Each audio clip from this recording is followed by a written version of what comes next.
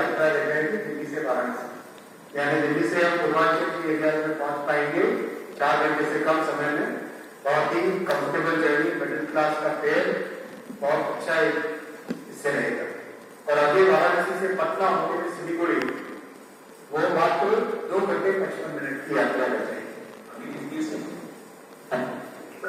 2 घंटे 55 मिनट की यात्रा रहेगी। जैसा आप जानते हैं फर्स्ट फेज में बुलेट ट्रेन प्रोजेक्ट के फर्स्ट फेज में मुंबई से अहमदाबाद का काम चालू बहुत तेजी से चल रहा है। अगले साल इसका कॉमर्शियल ऑपरेशन स्टार्ट होगा। कल शायद एक और टनल का ब्रेकथ्रू है। तो इतनी तेजी से जब ये काम चल रहा है तो माननीय प्रधानमंत्री जी ने दूसरे फेज का आह्वान किया जिसमें 7 प्रोजेक्ट लिए गए। 7 में 2 प्रोजेक्ट नॉर्थ और ईस्ट के हैं और 5 प्रोजेक्ट्स वेस्ट और साउथ के हैं, जिससे कि बहुत एक बड़ा इकोनॉमिक कॉरिडोर बनेगा नॉर्थ इंडिया में। दिल्ली से लेकर सिलीगुड़ी तक पूरे उत्तर प्रदेश को क्रॉस करते हुए, बिहार को जोड़ते हुए, आगे पश्चिम बंगाल तक जोड़ते हुए, दिल्ली से पश्चिम बंगाल तक का एक लंबे हाई स्पीड कॉरिडोर बनेगा। अमृत भारत फेज चालू हुई है, 4 फेज चालू हुए हैं और भी कई नई पाइपलाइन में है। तो जैसे जैसे ट्रेन बनने वाला अमृत भारत ट्रेन बन रही है वैसे वैसे ट्रेन स्टार्ट करते हैं। उत्तर प्रदेश के बाद में मैं कवर करना चाहूंगा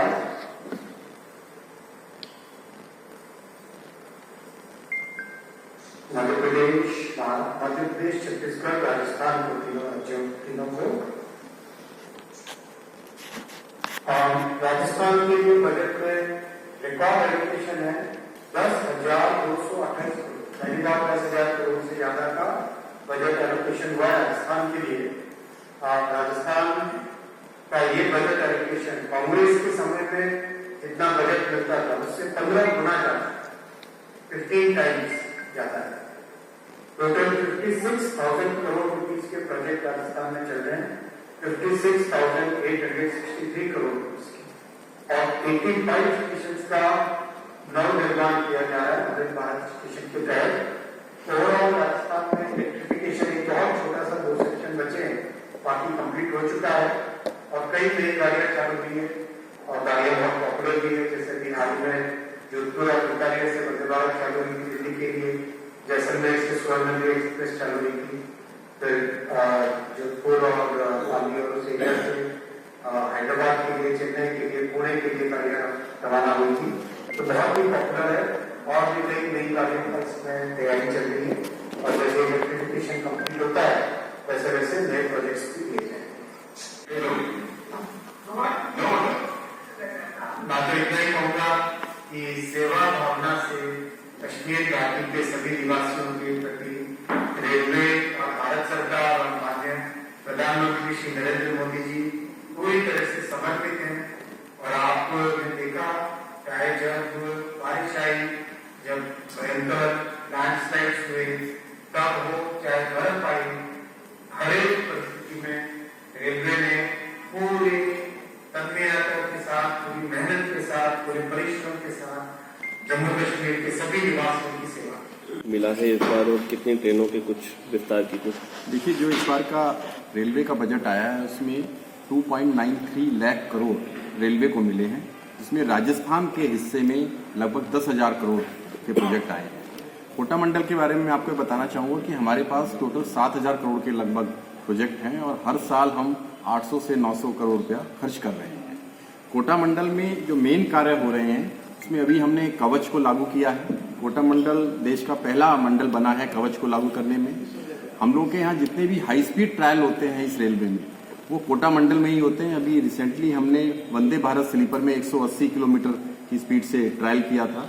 हम लोगों के जो 160 किलोमीटर का हमको अपने यहाँ सेक्शन बनाना है उसके कार्य ऑलमोस्ट पूरे हो चुके हैं और जल्दी ही कोटा मंडल में 160 किलोमीटर की स्पीड से गाड़ियाँ चलेंगी। इस बार का जो रेलवे बजट है उसमें मेन महत्वपूर्ण ध्यान दिया गया है सेफ्टी के लिए बहुत ज्यादा बजट बढ़ाया गया है। हम लोगों का ये लक्ष्य है कि रेलवे में कोई भी एक्सीडेंट ना हो, इसलिए हम अपने ट्रैक रिन्यूअल्स के काम कर रहे हैं। कोटा मंडल में इस समय 4 SQRS मशीन काम चल रही है ये मशीनें जो पुराना ट्रैक है उससे नया ट्रैक बदलती हैं। तो बहुत तेजी से इसमें काम हो रहा है। इस वर्ष लगभग 150 किलोमीटर ट्रैक हम बदलेंगे और ये प्रक्रिया चलती रहेगी अगले 2-3 साल तक, क्योंकि 500 किलोमीटर के आसपास हमारे यहाँ ट्रैक रिन्यू करने का काम सैंक्शन है। पैसेंजर एमिनिटीज की मैं बात करूं तो कोटा मंडल में 2 ऐसे स्टेशन हैं जिनमें मेजर डेवलपमेंट हो रहा है। दनकनिया जो कि ऑलमोस्ट 95% पूरा हो गया है और लगभग मार्च तक हम इसको पूरा कर देंगे। कोटा में भी बहुत तेजी से काम चल रहा है।